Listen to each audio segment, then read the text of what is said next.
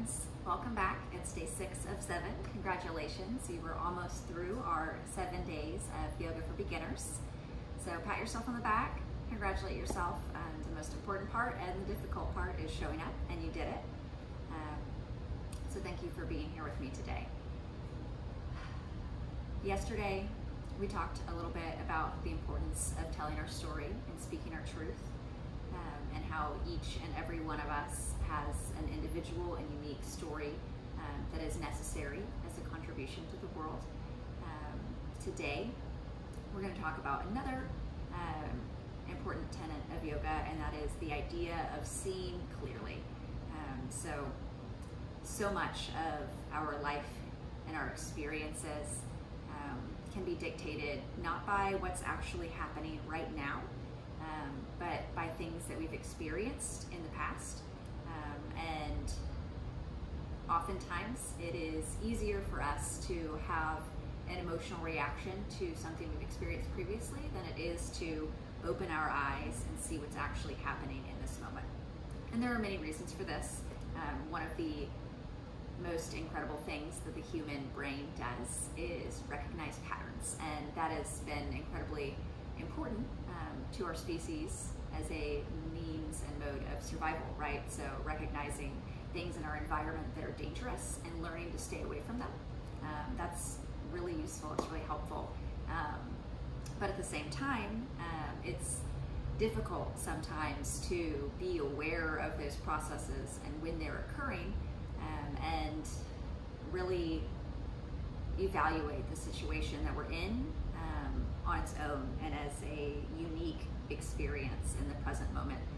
It can be useful to draw on those past experiences, but it can be even more useful to know when we're doing that.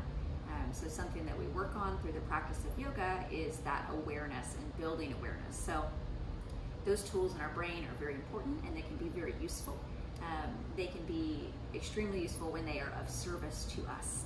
And the way that we put them in service to us is to be aware of what is happening in our minds and in our bodies. So part of this being aware in the present moment and working through the sensations of the body is building the awareness and the vocabulary to describe those things, so that when we encounter situations that may be difficult, we're able to take that practice with us off the mat and notice what's going on in our bodies.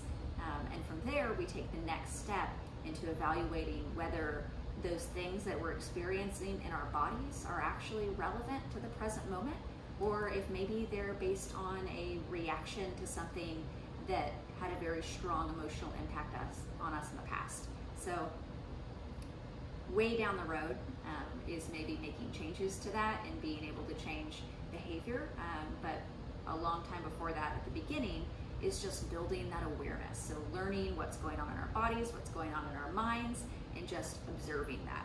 So the first step to anything is knowing what's going on, and that's what we're learning here in yoga, is the art and the skill of seeing clearly what's happening in our lives, noticing what's happening in our bodies and how that impacts our emotions, and just being aware of that. So when you're aware of something, you are empowered, and if you know that your body is feeling a certain way, that can give you the power to pause if you need it, rather than just reacting in the moment and following habit patterns that may no longer serve you or might not particularly serve you in a certain situation.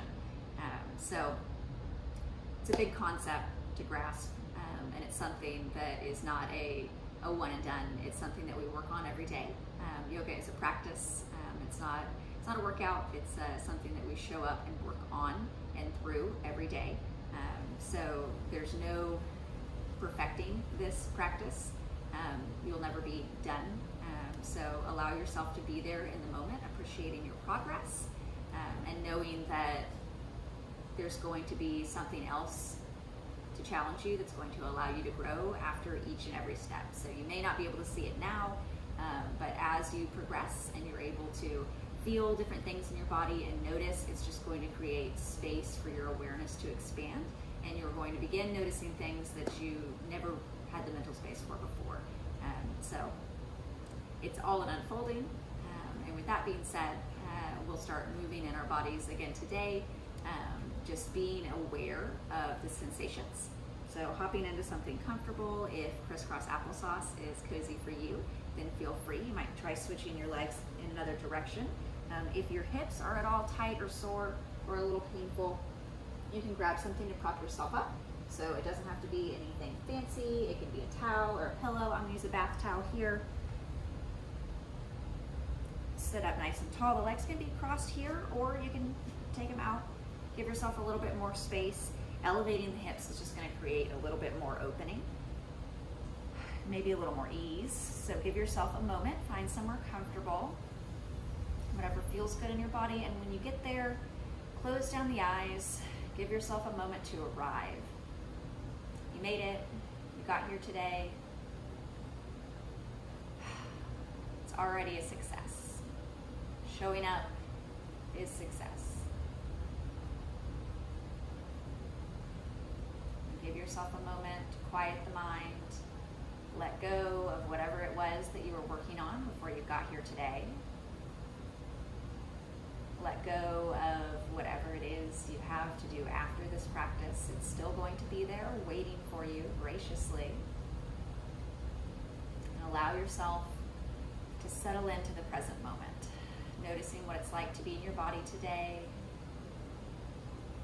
noticing the points of connection with your mat or your chair.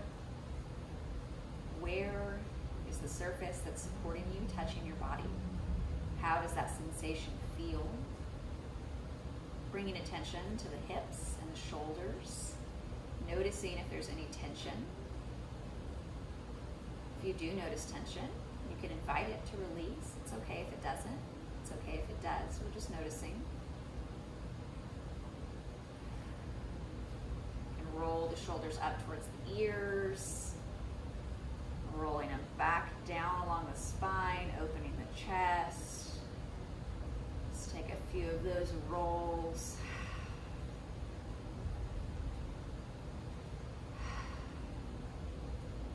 Take it the other direction, rolling up, down, and forward.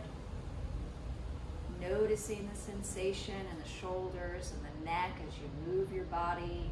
What's it like today? When you feel satisfied, open the eyes back up.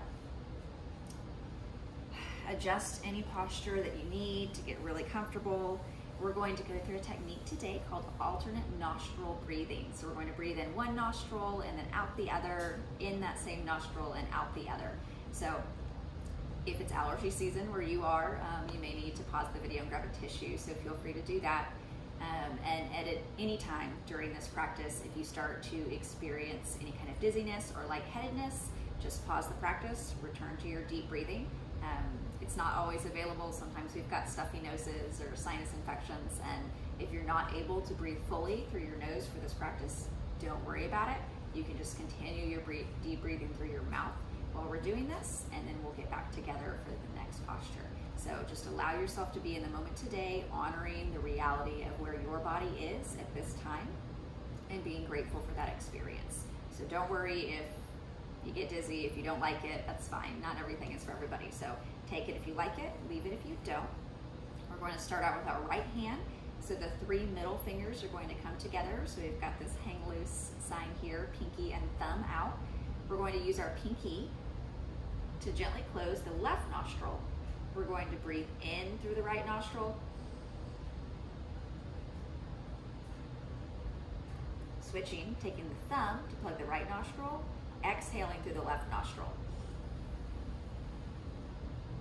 Gently, gently.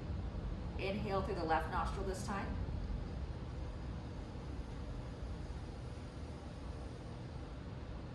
Switching, pinky plugs the left nostril, exhaling through the right nostril.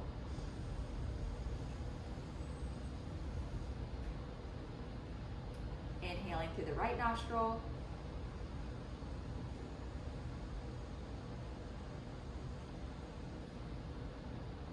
Plug in the right nostril with the thumb, exhaling through the left nostril.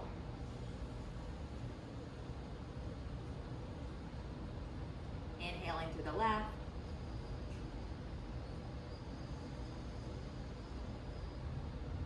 Switching, plugging the left nostril with that pinky and exhaling through the right nostril.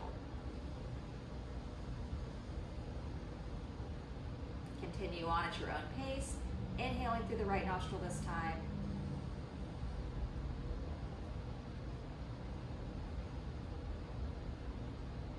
Exhaling through the left.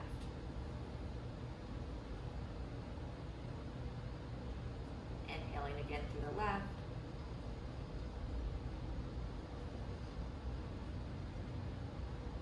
Exhaling through the right. Noticing your body here.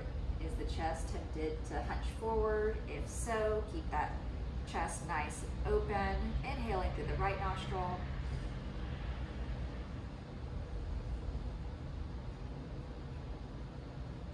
Exhaling through the left. Spine nice and tall. Inhaling through the left nostril.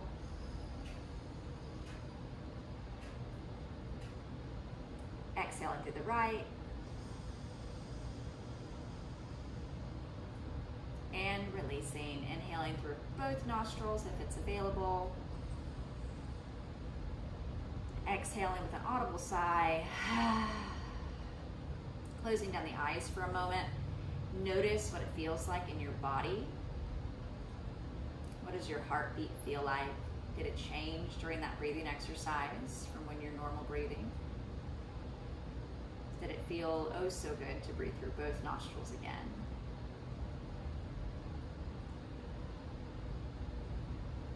Do you feel more energetic, maybe calmer, more focused? Notice the difference in the body. The breath is one of the very few things in life that we can control most of the time. So notice how that feels. Notice the impact you're able to have on your body and how it feels and your energy levels just by changing your focus and your method of breathing. It's amazing the changes that we can affect in the body just through changing our breath.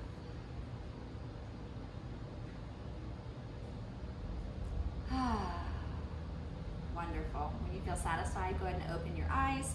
You can remove your support if you've got it under your hips. We're going to move into cat-cow. So coming into tabletop position, fingers spread out wide, hands planting on the mat underneath the shoulders, knees coming beneath the hip points.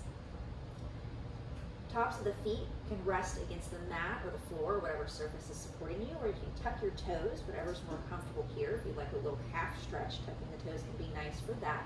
If you're feeling a little wibbly wobbly here, pressing the tops of the feet down into the mat strongly can take some of the pressure out of the knees and help you feel more grounded. Inhaling, going to drop the belly, rolling the shoulders down the spine, eyes come up towards the ceiling, tail points up. Exhaling, tucking the tail, rolling through the spine, dropping the head, pulling the belly button towards the spine, arching like a Halloween cat. Letting all the air exit the body. Inhale, drop that belly, rolling through the shoulders, spine flexes, gaze is lifted, being gentle with the neck, not creating a lot of compression.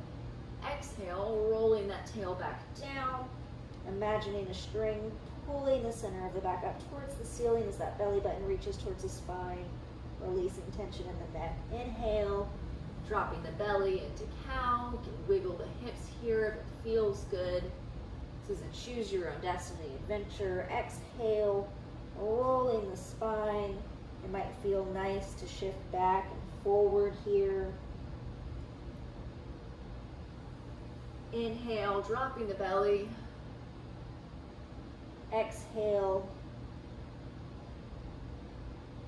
Take a few more with your own breath, inhaling as the belly drops, finding some nice side-to-side movement if it feels good, maybe small circles over the wrist. Explore. This is your practice in your body.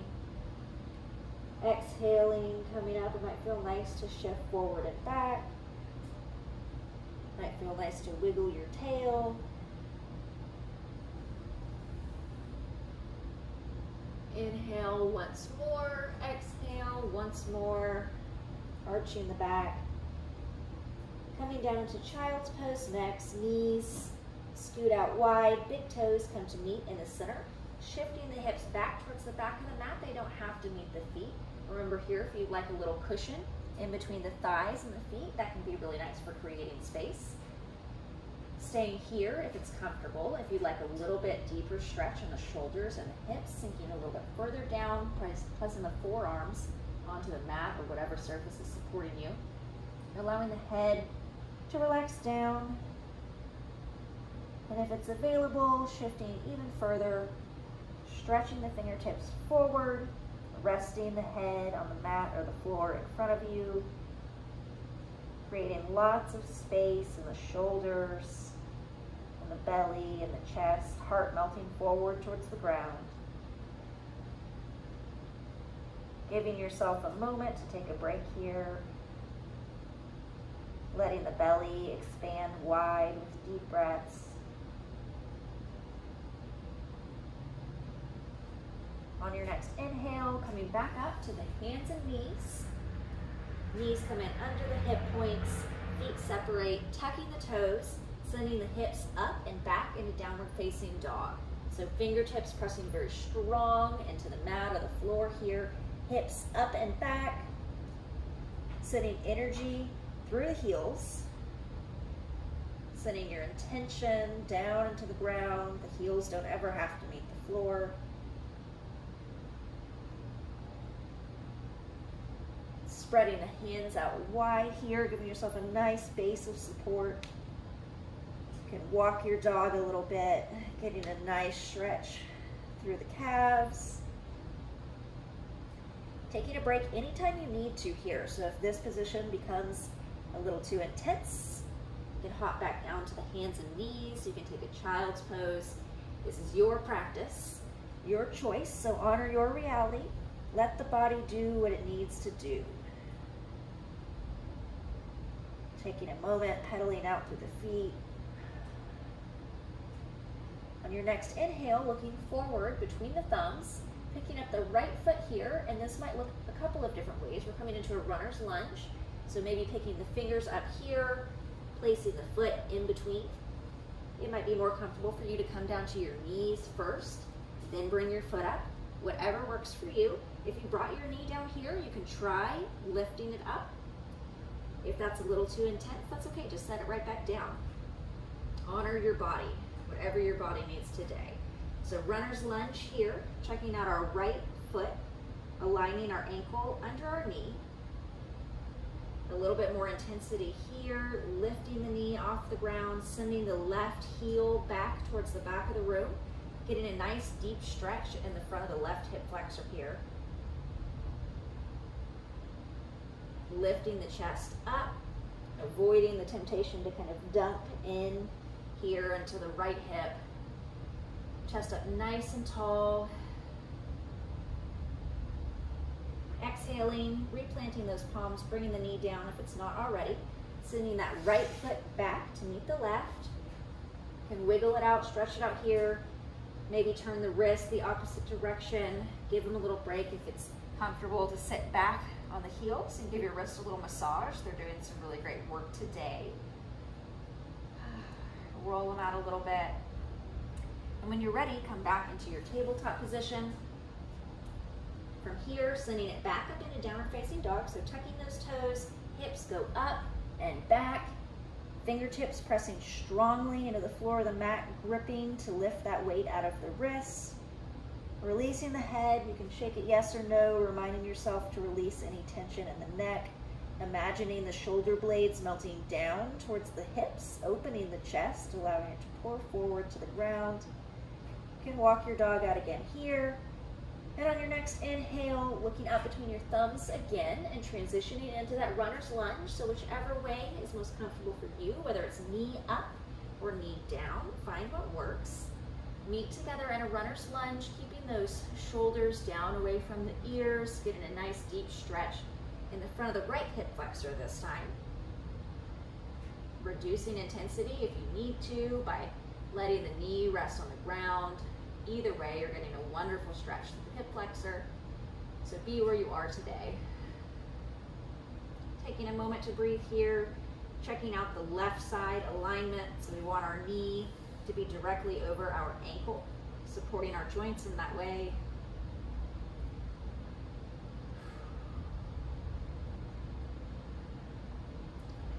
when you're ready, lifting that knee up if it's available, swinging, hopping a little bit up forward to the front of the mat, coming into a forward fold.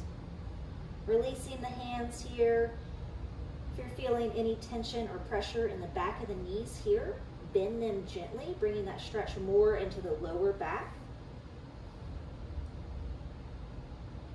Inhale, plant the palms, bring the head up halfway, easing up into our standing position. Exhale to release. Inhale, walk your hands up your legs, slowly articulating the spine all the way up to a standing position.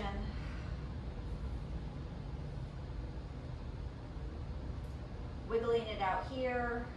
Let the wrists roll for a moment. Adjusting your clothing if necessary, adjusting your stance for comfort. Feet can be directly under the hip points. If you're feeling a little wobbly today, take those feet out a little bit wider and that'll give you a more firm base to balance from. Coming into mountain position here, so engaging all of the muscles in the body, starting on the floor, imagining that we've got 3 points, a triangle on the bottom of each foot, our big toe, our pinky toe, and our heel. Imagining those points anchoring into the mat and then raising the arch of the foot, holding the energy and the strength up as we engage the feet, engaging the calves, engaging the quadriceps to pull those knees gently up, tucking the tailbone as we get to the waist, engaging the core, our anterior weight belt all the way around, squeezing that invisible balloon in our belly so we're engaging from all sides, allowing the chest to get nice and tall, opening up, shoulder blades melt down and pulled in together. Hands facing forward, crown of the head reaches up towards the ceiling, imagining that invisible string pulling our head up towards the ceiling. Strong, strong mountain here. And release. Shake it out. Coming into the center of your space. Feet can be a little bit wider than hips width distance. We're going to go into willow pose. So this is a fun one. Allow yourself to laugh and not take it too seriously. You can swing the arms from side to side and then allow the hips and the knees to join. No special breathing here, just swinging from side to side. You can let your knees bend, your heels come up off the ground if that's comfortable. Just let your body do what feels comfortable here. Swinging the torso from side to side.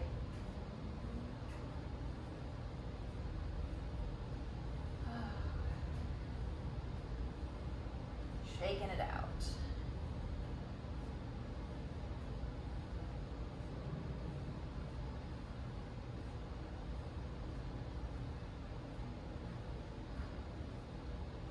When you're satisfied, coming back into center.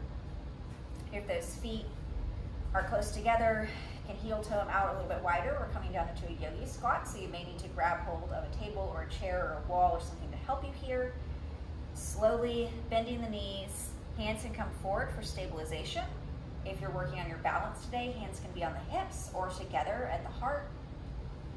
Bending the knees, bringing the hips down to the floor. You can use your hands to balance here and help you. If hand one behind and one in front helps, try that. So just making your way to a floor, into a squat, whatever way works for your body today. If it feels nice to get a deep stretch in the hips like this, you can place the forearms down. Nice deep stretch in the hips. If that's not available, no worries. Be with your body today. Coming down into a seated position. Moving in whatever way feels comfortable. Take a moment here. We did some great work in the hips today. Whatever feels good for this last moment, maybe squeeze a knee in, one or both. Find what feels good. Ask your body what it needs.